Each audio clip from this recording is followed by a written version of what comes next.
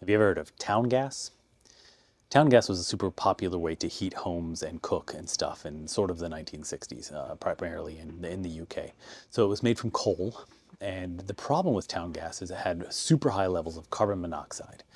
And because it had high levels of carbon monoxide, it became a very convenient way and kind of almost popular way for women especially to end their own lives.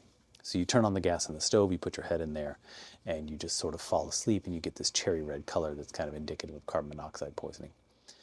And so an interesting study came from this, right? Because they noticed this huge number of people who were ending their own lives using carbon monoxide poisoning, including Sylvia Plath. She was kind of the most famous. And over time, they started decreasing the amount of town gas that was available, and they moved to propane, right?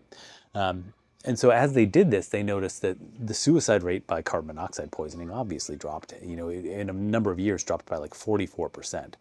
But that wasn't the only thing they noticed. They noticed the overall suicide rate dropped by like 25%.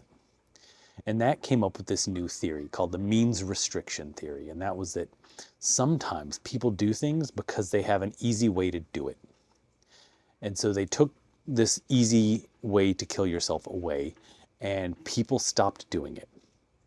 And that has now been translated into a whole lot of other things. When we put catalytic converters on cars, and it made it more difficult for people to, in their own lives with running the car in the garage because it takes the carbon monoxide out of the air, people stopped doing that.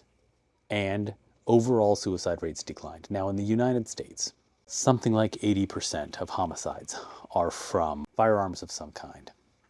Something like half or more of suicides are from firearms. Now, our suicide rates are like double what the rest of the first world countries are.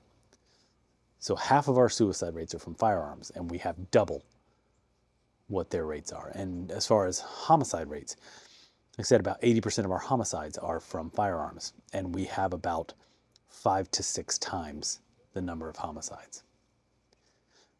So if we apply that means restriction theory to those numbers, it becomes super clear what the answer is.